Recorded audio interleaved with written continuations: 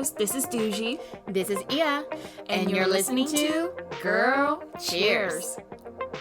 Girl Cheers is about sharing our experiences as Hmong, female millennials, and building relationships among the larger community. In this episode, we're talking about relationships in our 20s. What kind of partners millennials women like Ia and I are looking for, communications over the years, and transitioning into our 30s with our partners. Every episode, we will be enjoying a brand of alcohol and give you our thoughts. We love the company of a good glass. This is the perfect time for you to go grab a cold one and drink responsibly with us.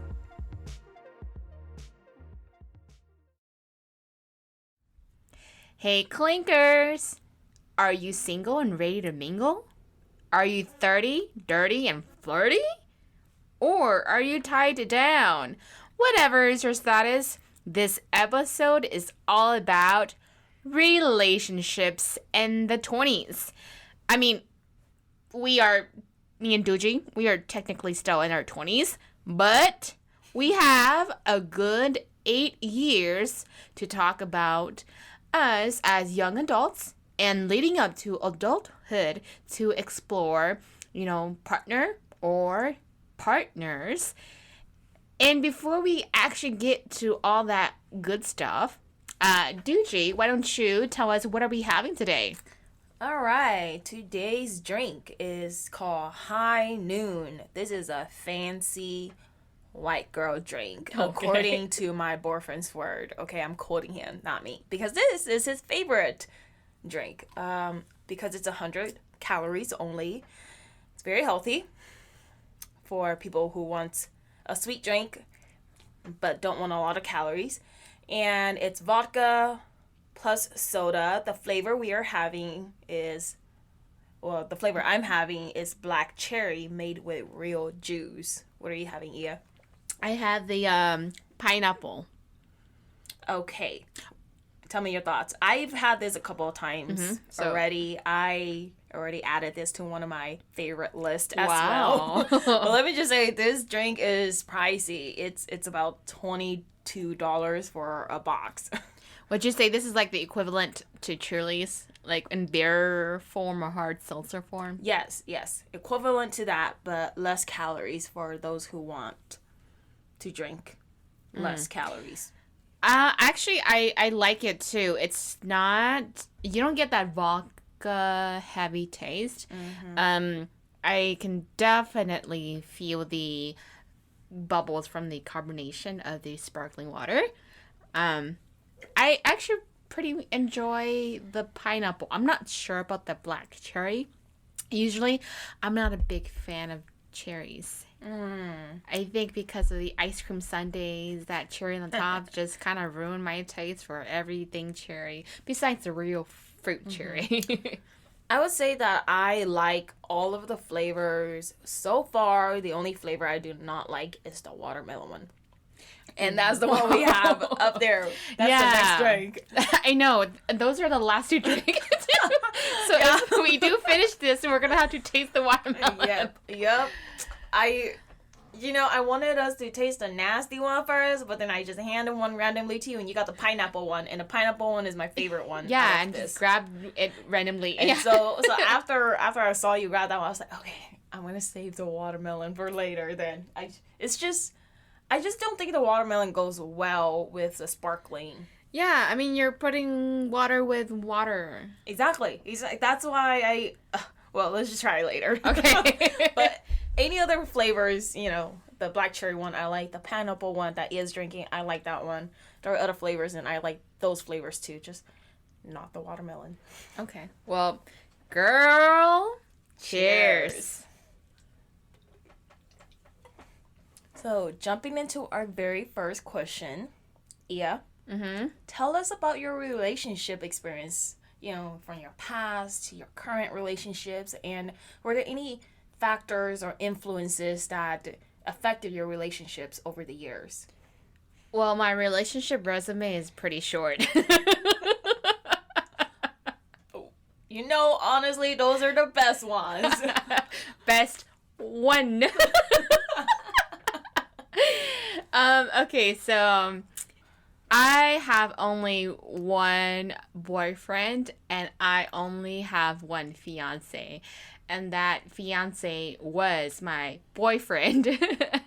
So, the end. All right, let me rephrase the question. How did you guys meet? How did it happen? What was the sparkling factor? How did he make your heart go tingling? Okay. So, let's say, I do want to clear the air that even though I never had a boyfriend before my 20s, right? So in high school, I did have crushes. And it's not like I never told them I liked them. Only one time in middle school, but I don't think that counted anymore. That's just way too far back.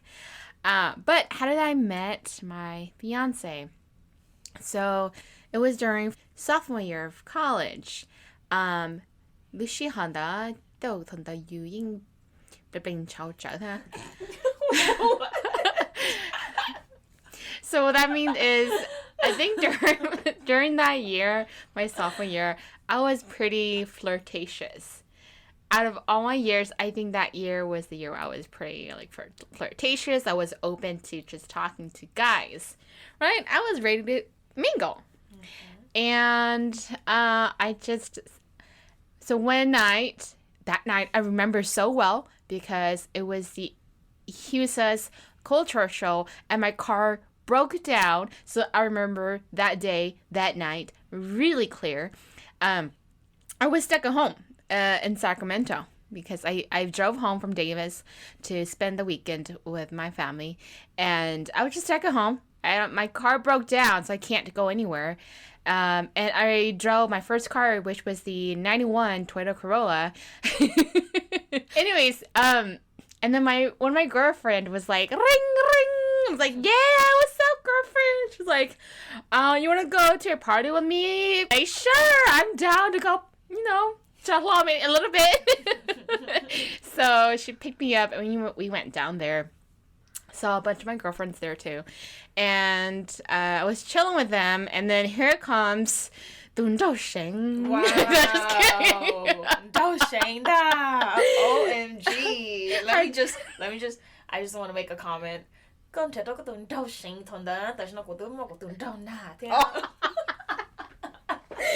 Yeah.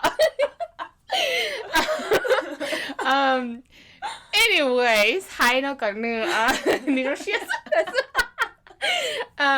so here he comes, and I remember he was like wearing a white t-shirt. I feel like he was wearing like khaki cargo short or something. Anyways, he was like, yeah, I want a shot. And being me, just my intention there was just to have fun. So I was like, oh yeah. And so I was the only one that went and took a shot with him. And then I guess he took interest in me. And he asked me to play bear pong with him. And I was like, would you both play? I don't know how to play. I suck. Da, da, da. But turns out we won like 3-4 games straight in a row. And we were just bouncing chemistry off of each other. And like, we just didn't need to say anything. It was just a lot of feeling like, wow, like, I honestly, I never allow myself to be that close to a guy ever, but with him somehow I just felt very safe. Like I feel like I can already trust him without even knowing him. And so that night I gave him my phone number, but I think I was just way too buzzed that I punched the wrong number. And he tried calling me like days after, and then he said that a freaking Indian guy picked up the phone. And I was like, oops, sorry. And he's just like, are you trying just to get away from me? Like, no, I was genuinely trying to give you my phone number. It just didn't happen this time. If it was any other dude, it was probably, yeah, I want them not to have my phone number and want them to talk to an Indian guy. But for you, I wanted you to talk to me. But yeah, but we reconnected after there, and the rest is I guess, history. Aww. Yeah, so. That's such a cute story. I can't believe a beer pong game led to this moment where you're engaged to him. So Yeah, you know what? I always imagined that I would met my fiance or boyfriend or future husband in a little bit more glamorous way. We're like, oh, I met him in college, or oh, he was in my class, or even I met him at New Year. He was at catch, and now I'm gonna tell my kids, we met at a party because we out. I want to have fun, so I went to a party and we took a shot, and that's how mom and dad got together. You know, but regardless, I still like telling our story. awesome. Were there any influences over the years? Any factors that played into your relationships? Were there ups and downs? Oh heck yeah, so much. I mean, there are any relationships have ups and downs. But I think a lot of it comes to as, like, again, he is the tunsa, so which means he is the last child, the youngest child, who's a son. I'm the nsainsa, so I'm the youngest child who is a daughter. So we have that piece, and we share similar experiences as the youngest, where we are not the stereotypical spoiled brat youngest child, right? I feel like I have to work or prove that I deserve it, or prove that I have a voice, basically. Because I have 11 siblings, or 10 siblings. I feel like I have to fight. 10 siblings? I have 10 siblings, so it's like I have to fight for my voice to be valid. And same thing for him. He feels like he has to fight for his voice, or sometimes his voice is just kind of crowded or clouded. And so we have a lot in similar in that aspect too. As for me, I've had a couple of relationships over the years, and I want to pinpoint to about 3 guys that I thought, if I continue dating them, if we continue to have this form of communication, this may just be the person I end up marrying and spend the rest of my life with. Unfortunately, we all gone our own way. And, with factors and influences, I want to say that my mom was a huge influence to how my relationships are, to how I communicate with the men in my life. Growing up, I was her first daughter. I have 3 older sisters, but they were my half sister, so I'm like my mom's legit oldest daughter.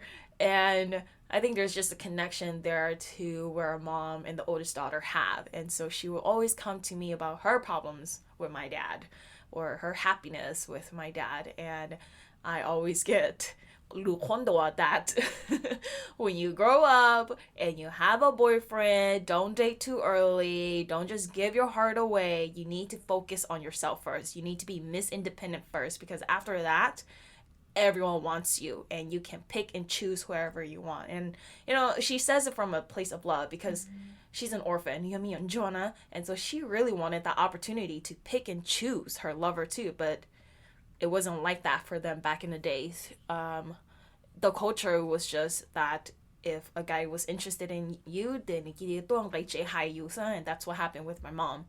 My mom was an orphan, and my dad wife died, and so he came and he's just like scouting her and be like, "Oh, she cute, I'll go marry her now." And so her stories, her experiences also influenced the way of how I communicate and treat the men in my life. And it's always a, hey, love, you do you for now, and let's just focus on our dreams and aspirations, and then when we find a time for each other, we can come together and spend the rest of our life together. But along the way, a lot of these relationships are long distance relationship. I haven't had, oh my gosh, girl, I've had a long distance relationship for 10 years. Yeah, I think from all the past partners that you had, there's only 2 that I know that was close distance. Exactly. And so because they were all long distance, and because I wasn't as communicative with, my dreams and goals with them, we didn't really plan how we want our lives together. The relationship didn't really last, but I did really love them, and I did thought that if this continue on, I want to spend the rest of my life with this person. So it's not like I was just going around dating whoever and whatever I wanted. So currently, right now, I am dating a new person. Mm-hmm. He's awesome. Mm-hmm. And the thing is that he's been in my life since forever. He's just in the background. Kind of like, hey, you hear me? No? And Okay. It's not like one of those relationships where he's like a friend that I've had for so long and I just didn't give him the time of the day. It's not like that. He's like a little speck, a dot in the background. It's like he's always been there, but Lundu just didn't bring us together until the last few years. Because maybe Lundo bảo there. Yeah, so as Ia was saying, her Dao Sheng, this is my Dao Na, and he's always been there. The funny thing is that he was friends with my brother since they were in high school, and I was a kid during that time. I was a child, so he's always been there. I just didn't know him. And then he's also friends with Ia's brother too. Yeah, it's small Oh my ass world. God. I went, as in middle school, I went out a lot with them to ice skating and Scandia and everything. Mm-hmm. So I know of and a lot about your boyfriend. And it was just like, at first it was like, whoa, you're with him. But at the same time, I'm like, oh, I can see why. And I'm near my 30s. He is already in his 30s, and I think our goals and dreams and aspirations are just aligning, and that's really what brought us together. I want to connect with 2 points that you mentioned. So you talked about your mom being a great influence. I feel like I can really relate to that too. My mom was an orphan, and my dad was like, oh, she pretty, but my mom was like, I was still a little girl, and your dad was like, Tian Lun Dao, all that stuff. Dude, that's my mom. Yeah. So I remember as a kid and just growing up, especially during, oh my God, like, during middle school. My mom would always say, do not have a boyfriend. No boyfriend. You better not look at boys. Or, basically, and she doesn't, she's not the type of mom who shows me off to New Year or at the mom parties. Oh, golden time man. No. She's not like that. Mm-hmm. So she just doesn't want me to have a boyfriend, basically. And even my brother was on her side and be like, you better not have a boyfriend. You better stay in education.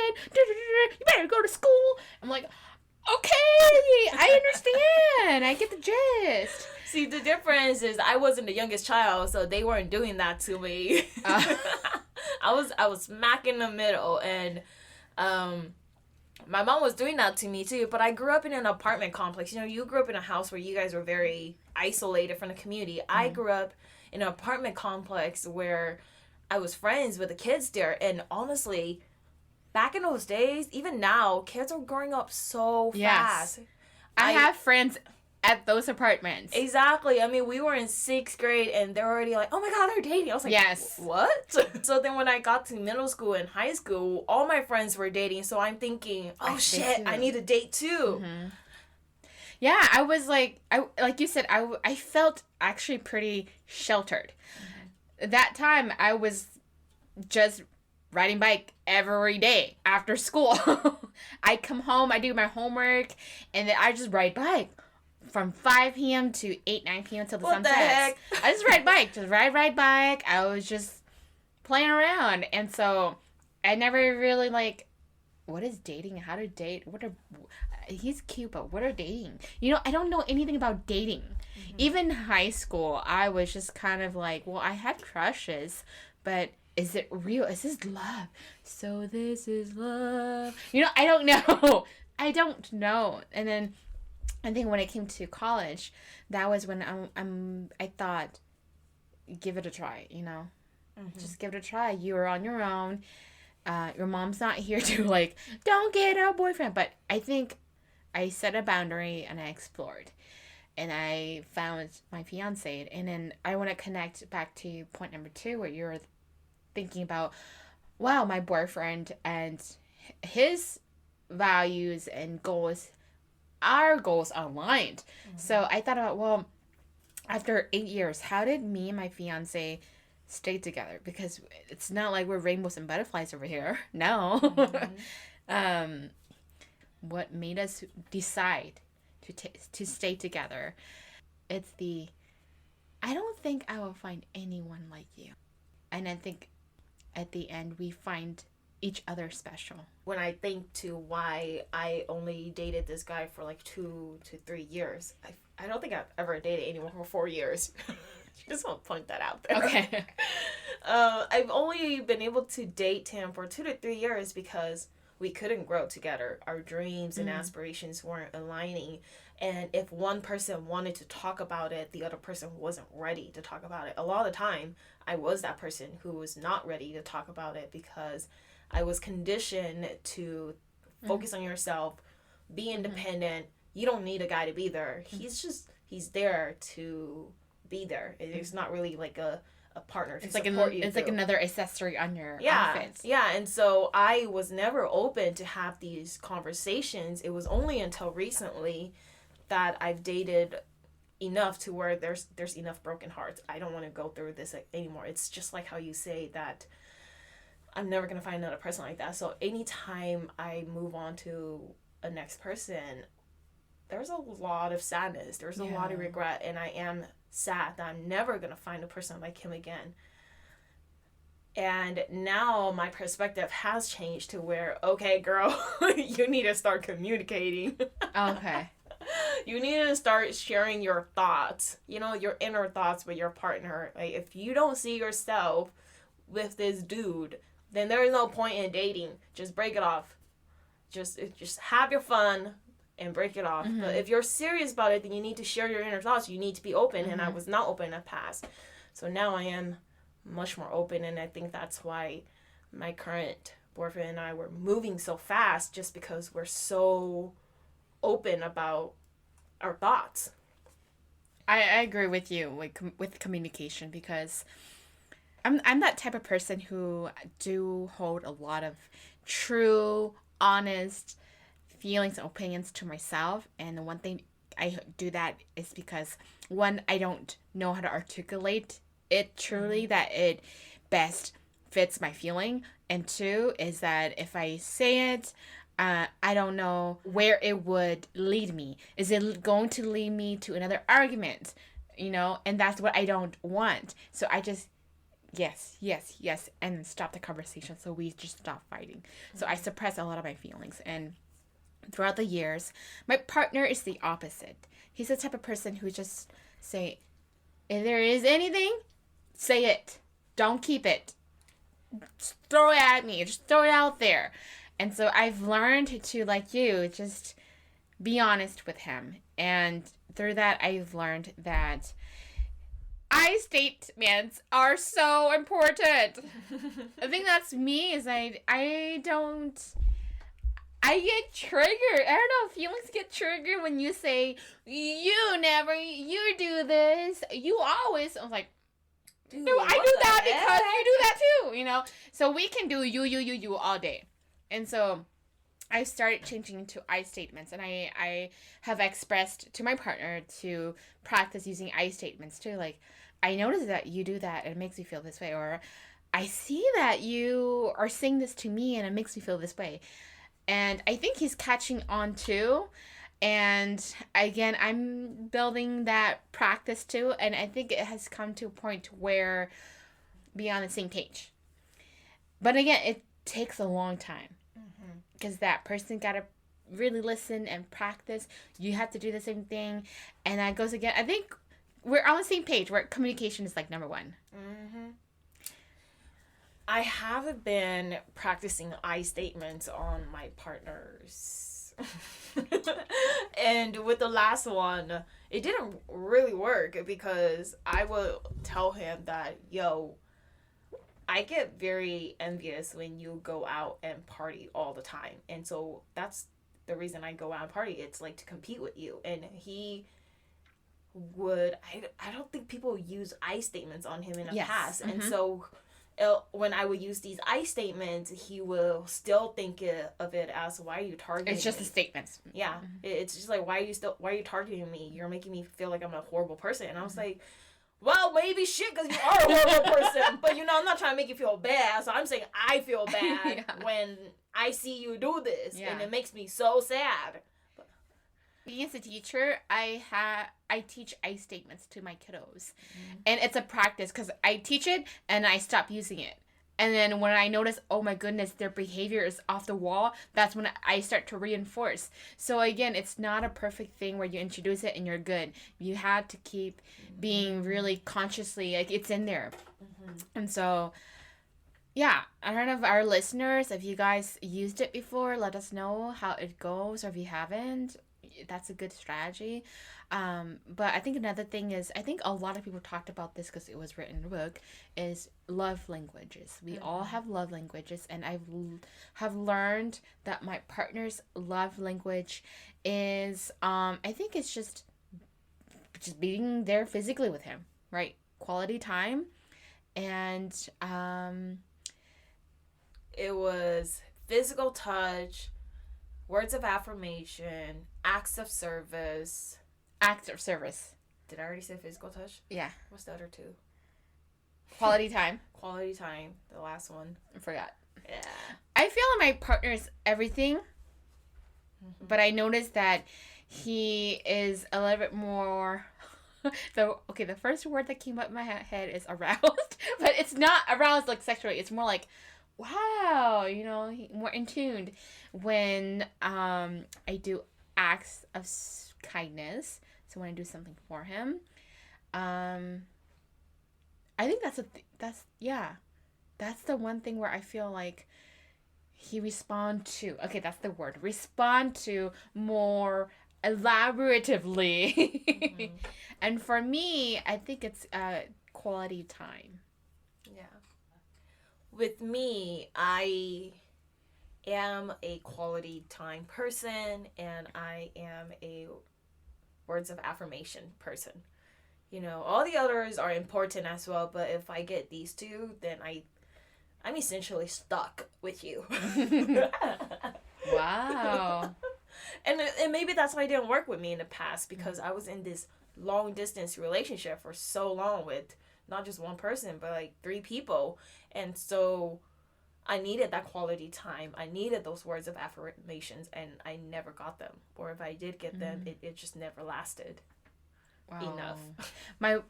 I gotta say, my top 2 is as the other one is also the act of kindness.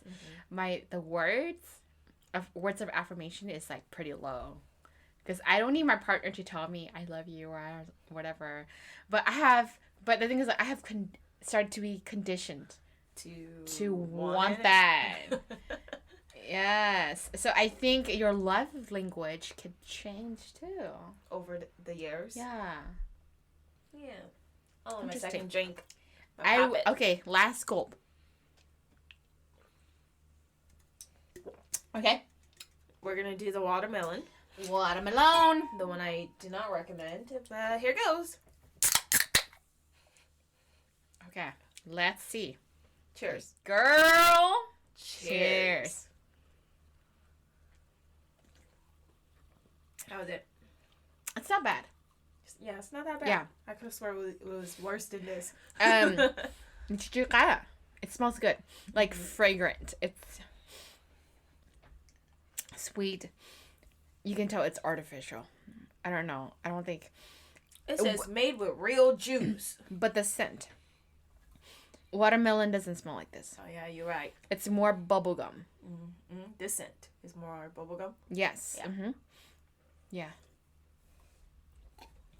So I think the takeaway is communication is key.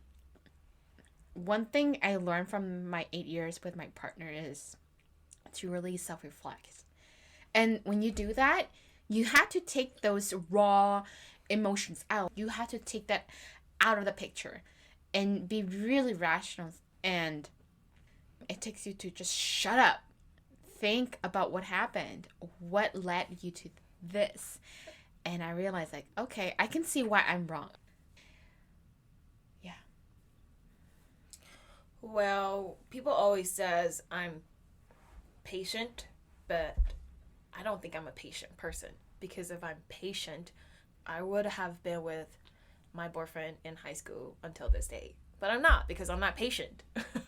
We have those conversations where I'm like, you did this, and I was able to let him go and be like, well, I don't want to have this argument, and so let's just go our own ways. Is that out of stubbornness? Because I feel I like think it is. I was younger in the past, so oh yeah, those were out of stubbornness. you don't have not a lot to lose from that relationship. Yeah, I totally understand that. I think right now in this age, nearing 30s, like I think I have a lot more to lose, like freaking 8 years too. But anyways, like I am that person who is stubborn.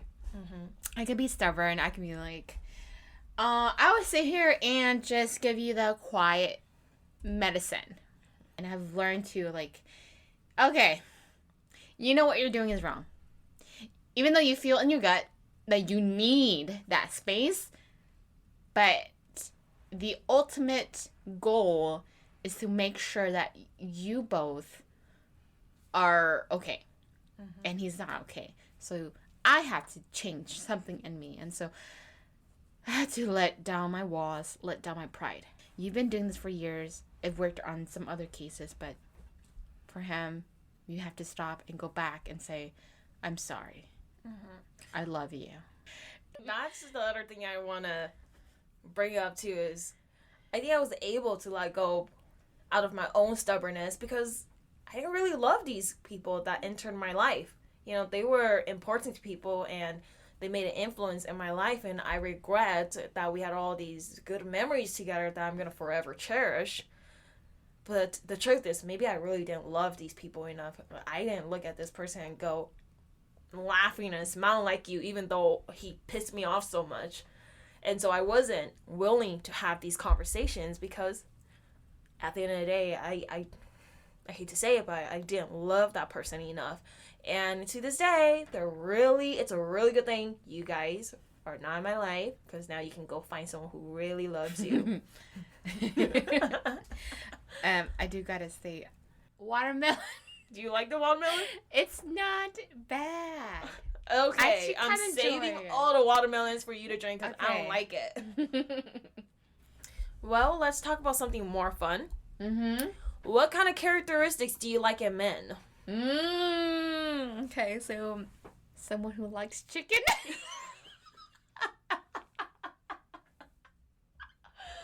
Oh my god.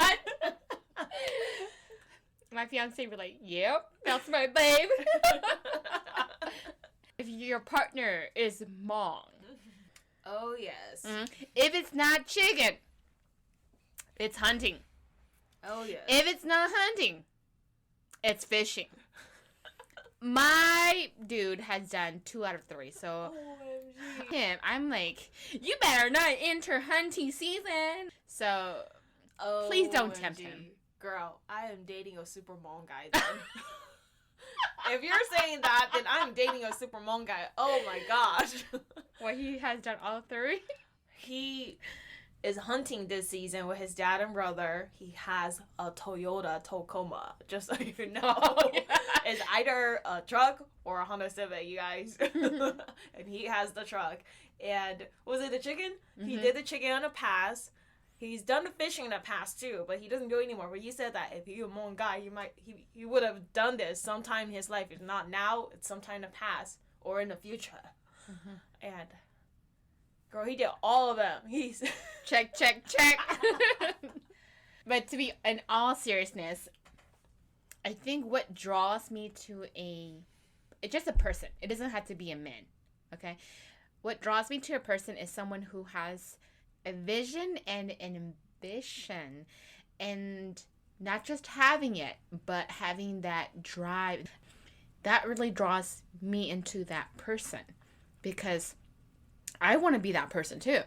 So that is very attractive to me. Mm-hmm. Another thing is I like soft side too, like more feminine energy, mm-hmm. which Someone who can listen to you with empathy. Definitely a sense of humor. And I know that sense of humor, it comes in all shapes and sizes. And so for me, it's like, if you don't know who Tompafu is, then that's not funny.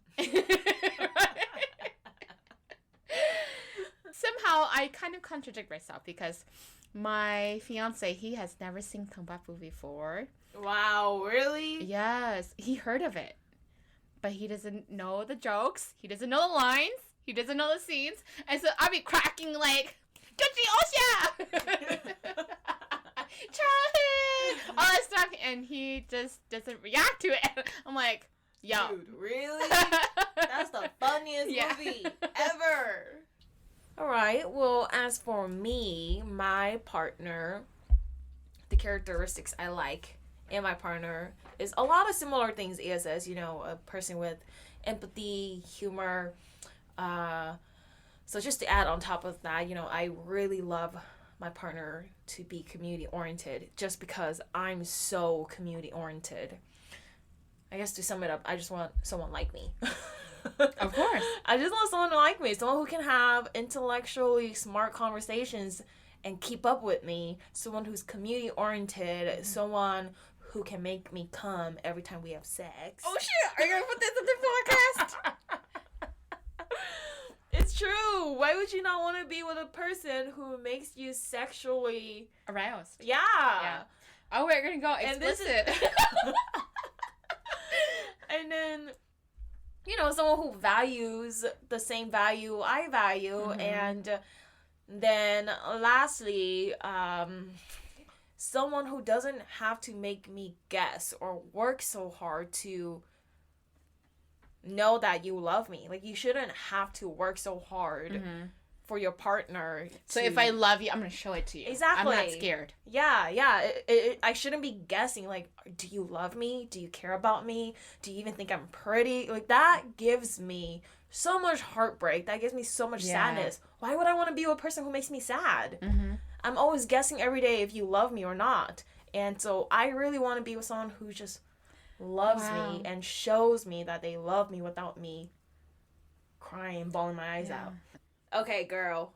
Dream big. What are your dreams with your partner currently? Okay, so it's funny because he goes to a farm. He doesn't own it, but he rents a small plot. I think a lot of the Hmong guys wouldn't understand this concept. And he has a chicken there. And I would go with him almost every week, right? And I would just be in the car and I would be telling him, hey, you know, it would be nice if we have our own farm, our own plot. And you would just raise your own chickens, your livestock, your pigs, your cows. And then I can do all the gardening, plant my vegetables and flowers. And then I can do my own business, like sell my bombs and my teas. And I can make, you know, our farm into like a brunch thing where Saturday and Sunday people come and drink mimosa at the farm, you know, like old sugar mill, but a real farm, not just a barnyard. And I want our farm to be a special venue place where I imagine people getting married there, people doing their memorial or their retirement party there. Like, I envisioned all of this, and he's all like, yep. So I think that's what we envisioned our dream together. So, well, very simple, hopefully. That's so cute. That is super adorable, Liz. As for my big dreams and aspiration with my current partner, so we're so new into our relationship. But we were able to talk about these things just because I think we're both, I'm near my 30s, he's already in his 30s, so Let's just get right into it. Exactly. So I think first off, we both do want to be very, very financially stable. I still have some way to go. He seems to have himself set, but he has bigger goals to be way more financially successful. And I do think we both want to be community leaders in our community. We're very community oriented people. We love helping people. And so when I imagine it, just like a power couple, going to these events and going to help people in our community and just walking in together and everyone goes, "Ooh,帮他的你帮他下."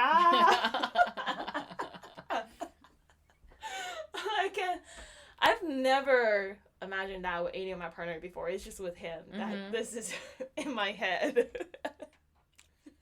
It's okay. I love that.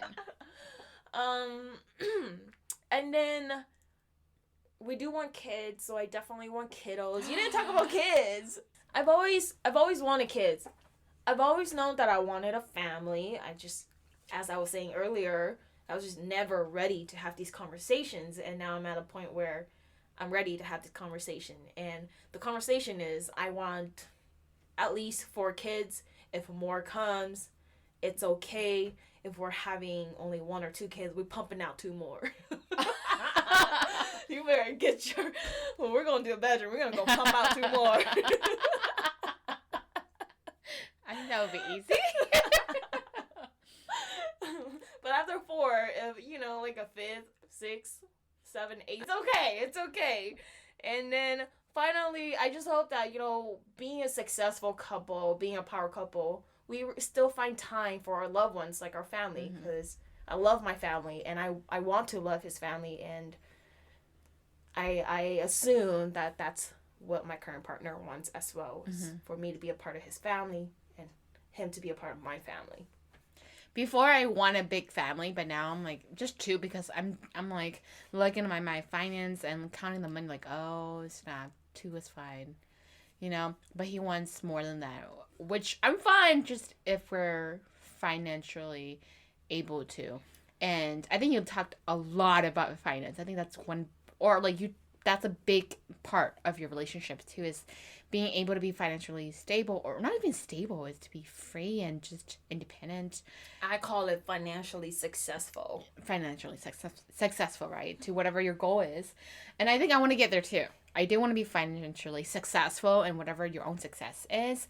And I hope that my businesses is able to fund that too. And just fund the lifestyle that we both want. Honestly, we both want a very chill lifestyle at the farm.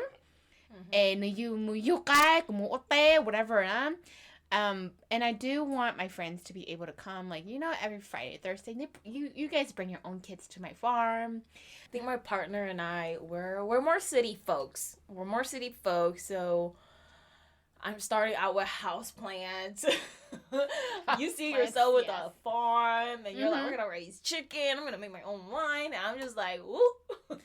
We're more city people. I want to start with the houseplant. Well, girl. Cheers. Cheers to hitting these big dreams and aspirations with our partner, which, if anything, is really easy to achieve. So, until next time. Alrighty. Bye, clinkers.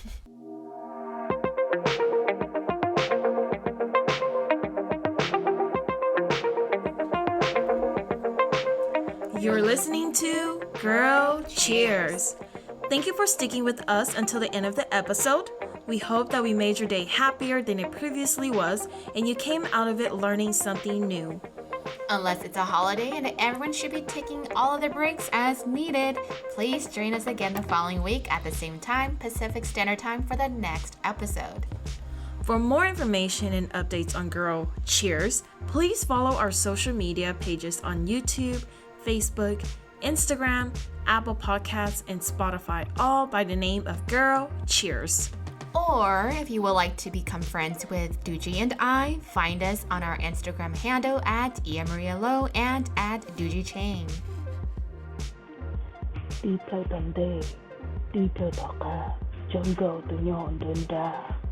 Join us in the next episode. Spooky season is here, and girl, do we have stories of encounters for you.